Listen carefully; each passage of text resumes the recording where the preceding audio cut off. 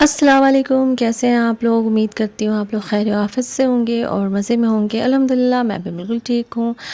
आज हम लोग सीज़नल फ्लावर की शॉपिंग के लिए निकले थे। बहुत दिनों से हम लोग प्लान बना रहे थे, प्रोग्राम बना रहे थे कि जाना है, प्लांट्स लेके आना है अपनी बालकनी के लिए, लेकिन मसरूफ़ियात इतनी थी। हर वीकेंड पे कुछ ना कुछ काम निकल आ रहा था जो ज़्यादा इम्पोर्टेंट था, तो इस वजह से हम लोग इसके लिए टाइम नहीं निकाल पा रहे थे। लेकिन अल्हम्दुलिल्लाह आज फ़ाइनली हम लोगों को टाइम मिल गया, कुछ और काम नहीं था, तो बस हम लोग इसकी शॉपिंग के लिए आ गए।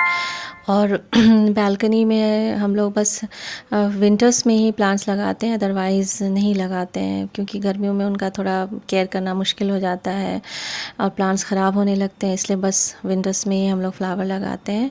कुछ वो भी बहुत ज़्यादा नहीं, और अदरवाइज़ नहीं लगाते। पहले तो बहुत ज़्यादा प्लांट्स हम लोग लगाते थे, लेकिन उनका केयर करना भी थोड़ा पड़ता है ना, ज़्यादा टाइम देना पड़ता है, तो इस वजह से हम लोग अब कम कर दिया हमने।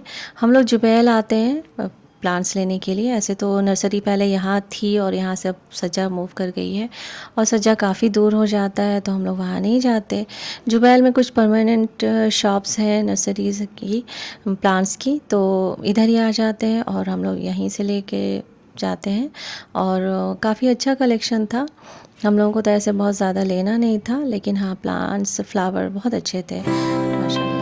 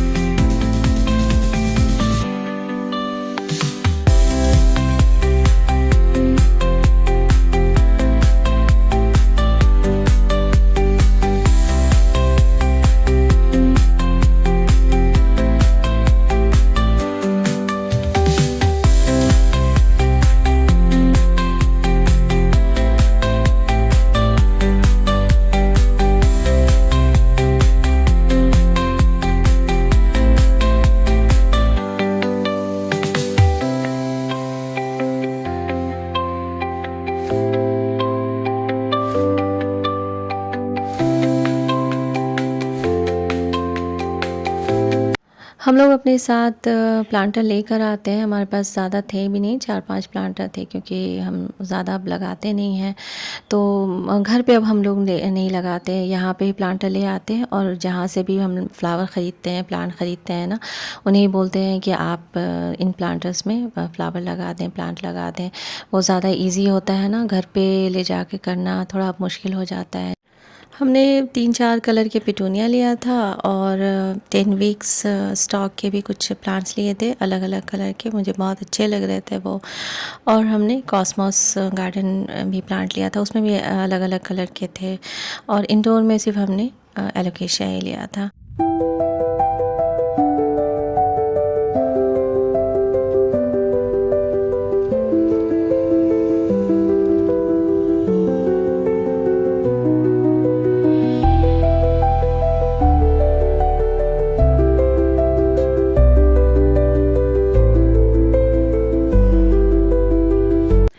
ये शारजाह क्रीक है जो दिखाई दे रहा है, और यहाँ पे जो दौ नज़र आ रही हैं, मेरे ख़्याल से ये फ़िशिंग के लिए होती है, मुझे आइडिया नहीं है।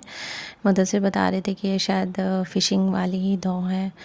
मौसम बहुत अच्छा था अल्हम्दुलिल्लाह, हवा बहुत अच्छी चली थी, ठंडी हवा थी, और धूप भी बहुत खिली हुई थी।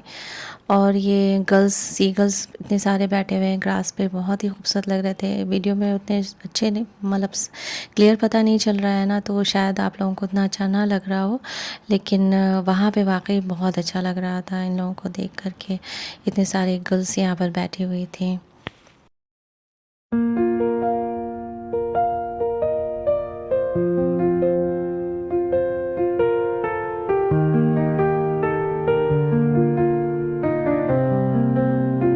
ये ब्लू बिल्डिंग जो दिखाई दे रही है ना, वो शारजाह का सेंट्रल सूक है, जिसे ब्लू सूक भी बोलते हैं।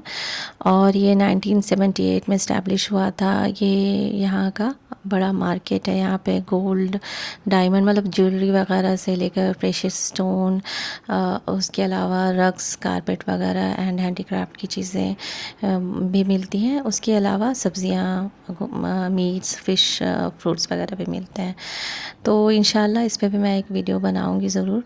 और मज़ेदार बात यह है कि इतने सालों से मैं यहाँ कभी नहीं आई हूँ, यहाँ पे हूँ लेकिन नहीं आई हूँ। तो इंशाल्लाह ज़रूर जाऊँगी मैं नेक्स्ट टाइम। और हम लोग घर आ गए थे और मुदस्सिर बस सारे प्लांटर्स को उनकी उनकी स्पेसिफ़िक जगहों पे रख रहे थे।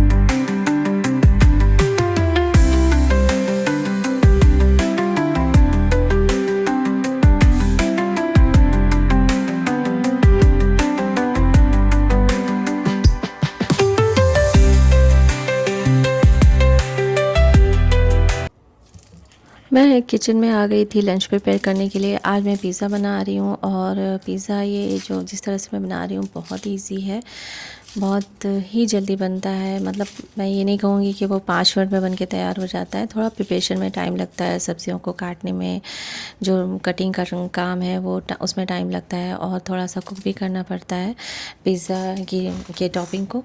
अदरवाइज़ ऐसे बहुत ज़्यादा टाइम नहीं लगता है इसको बनाने में। तो ये भी जो है ना, ये मैंने सीखा है हमारे घर के पास एक पठान बेकरी है।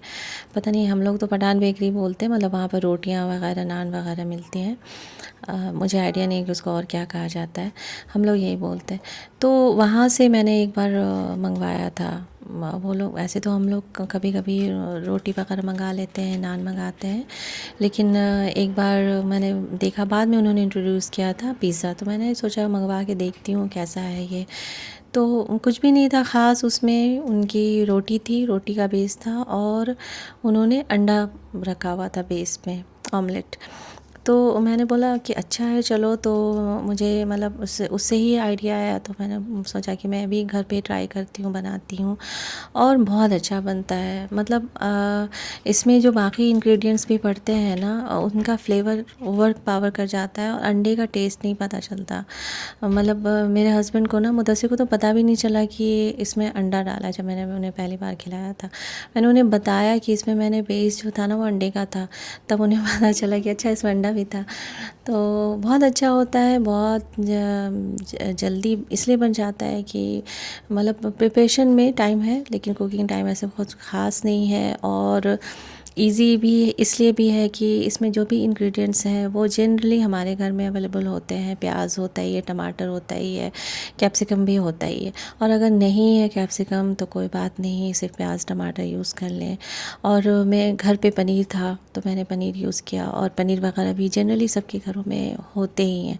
और नहीं है तो कोई बात नहीं, लेफ़्ट ओवर चिकन अगर सालन है, रात का बचा हुआ सालन है, पहले का एक दिन पहले का है सालन, चिकन है बचा हुआ है, तो उसे श्रेड करके वो डाल दें उसमें।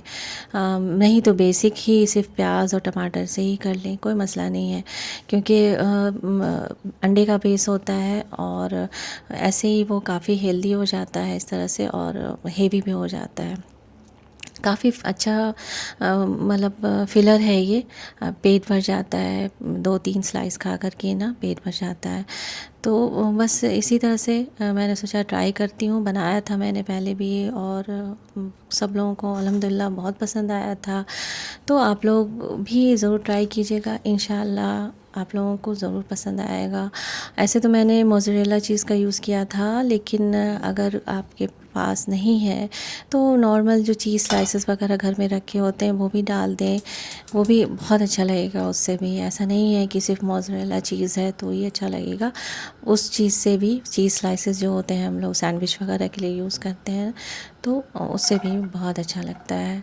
तो मैंने प्याज को ना ऐसे 4 पार्ट में काट करके अलग अलग कर लिया था। इस तरह से ही मैं काट लेती हूँ। इन पिज़्ज़ा बनाना होता है तो थोड़े बड़े बड़े पीसेस होते हैं ना तो अच्छा लगता है खाने में।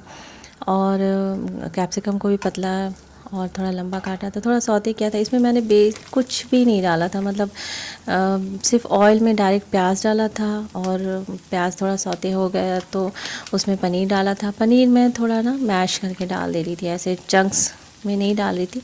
और ये मैं यूज़ कर रही हूँ फार्म फ्रेश का पनीर, मुझे बहुत पसंद है ये, इसके पनीर ना बहुत अच्छे होते हैं। ऐसे तो और भी ब्रांड के पनीर अवेलेबल है यहाँ पे और नॉर्मल ब्रिक्स भी मिलते हैं। ब्रिक्स के लिए क्या होता है ना कि ख़ास शॉप मतलब सुपरमार्केट है वहाँ मुझे जाना पड़ता है। हमारे घर के आसपास के जो सुपरमार्केट है या ग्रॉसरीज है वहाँ पे नहीं मिलता है, तो इसलिए मैं यही रख लेती हूँ, ये मंगवा लेती हूँ। तो ये मुझे बहुत पसंद है, ये मैं प्रेफर करती हूँ। अगर ये मुझे नहीं मिलता है तब मैं कोई और लेती हूँ, अदरवाइज़ मैं इसका ही यूज़ करती हूँ। तो खैर मैंने प्याज को सौते किया था, उसमें मैश करके पनीर डाल दिया था। एक पैकेट था, 200 या 250 ग्राम का वो पैकेट होता है, और थोड़ा सा नमक डाल दिया था। और पनीर तो थोड़ा पानी छोड़ता ही है, लेकिन हाँ थोड़ा हल्का कलर आने लगा जब उसमें, तो मैंने उसमें चिली फ्लेक्स डाला था और ऑरिगेनो डाला था। और ऐसे आपके पास इटालियन मिक्स या मिक्स हर्ब कुकिंग हर्ब है तो वो डाल दें, उससे और अच्छा फ्लेवर आता है। और ब्लैक पेपर पाउडर डाला था मैंने। और कैप्सिकम तो थोड़ा बाद में डाला था ना, थोड़ा ज़्यादा पहले डालूँ तो वो सॉगी सा हो जाता है, ज़्यादा कुक हो जाने पर ना उसका क्रंचीनेस भी ख़त्म हो जाता है। और सबसे लास्ट में मैंने टमाटर डाला था इसमें। और अगर आपके पास चिकन वगैरह है ना, अगर मेरे पास होता लेफ़्ट ओवर चिकन होता तो डेफ़िनेटली मैं चिकन डालती, लेकिन था नहीं और पनीर अवेलेबल था तो मैंने पनीर डाल दिया था। स्वीट कॉर्न भी मेरे पास था तो मैंने डाल दिया था, अगर नहीं है तो कोई बात नहीं।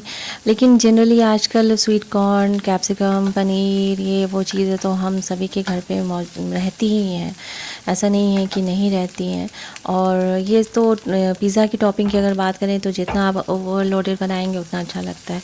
लेकिन अगर नहीं भी ओवरलोडेड बनाते हैं, बेसिक ही है, सिर्फ टमाटर ही डाला है, प्याज ही डाला है, तो भी अच्छा लगता है खाने में। और इसकी ख़ासियत ये है कि इसका बेस जो है वो अंडे का बेस होता है, तो वो ऐसे ही वो उसको थोड़ा हेवी बना देता है।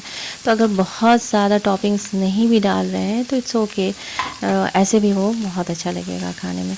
तो सारी चीज़ों को डाल कर ना मैंने थोड़ा सौते कर लिया था, इतना ज़्यादा कुक नहीं किया था कि सारी चीज़ें गल जाए, सौगी सी हो जाए, वैसा नहीं किया था, बस थोड़ा सौते कर लिया था।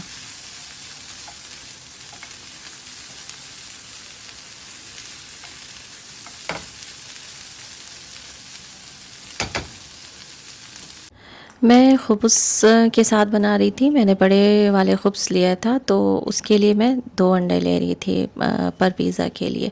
अगर मीडियम साइज़ का ख़ुब्ज़ है या रोटी से आप बना रहे हैं ना तो एक छोटी साइज़ की रोटी है जनरली जो हम लोग खाते हैं, तो उसमें 1 अंडा ठीक है चलेगा। लेकिन अगर आपकी मर्ज़ी, अगर आप 2 अंडे यूज़ करना चाहते हैं तो इट्स ओके, 2 अंडे भी यूज़ करें और अच्छा रहेगा।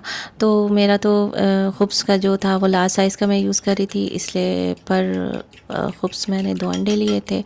और अगर यहाँ से यूएसए बाहर की बात करें तो वहाँ पर तो ख़ुब्ज़ अवेलेबल नहीं होते, तो घर में जो रोटियाँ होती हैं उनका बेस बना लें, बची हुई रोटी है या स्पेशली अगर प्रोग्राम मतलब सोचा ही है कि आज ये पिज़्ज़ा बनाते हैं इस तरह से, तो थोड़ी जो आपके पास फ्राइंग पैन उसके साइज़ की रोटी बना लें, या छोटी ही रोटी अगर है, छोटी ही रोटी बनाया है तो उस साइज़ का पैन पिज़्ज़ा जो होता है उस साइज़ का पिज़्ज़ा बन के तैयार हो जाएगा।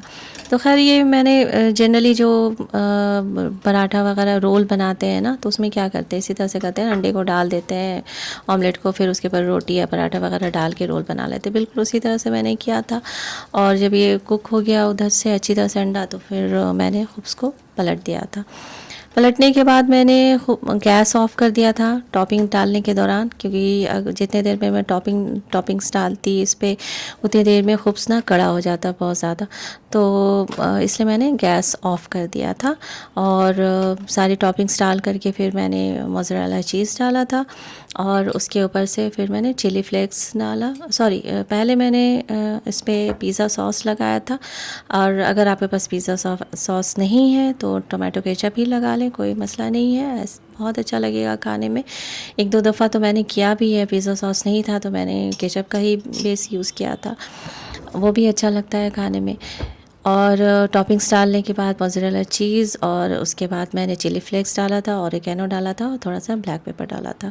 उसके बाद मैंने गैस ऑन किया था और गैस ऑन करने के बाद ना उसे 2-3 मिनट ही आप ऑन रखें और ऑफ़ कर दें और ढक्कन नहीं हटाएं, क्योंकि उतने देर में क्या होता है ना, जो भी गर्माहट होती है इसकी स्टीम बनता है उतने देर में वो जो चीज़ होता है वो पिघल जाता है, मेल्ट कर जाता है और रोटी जो आपका बेस है वो कड़ी भी नहीं होती है। तो बस मैंने ऐसे ही किया था, उसे ढक दिया था कुछ देर के लिए एकदम ही लो फ्लेम पे और फ़ौरन ही मैंने ऑफ़ कर दिया था।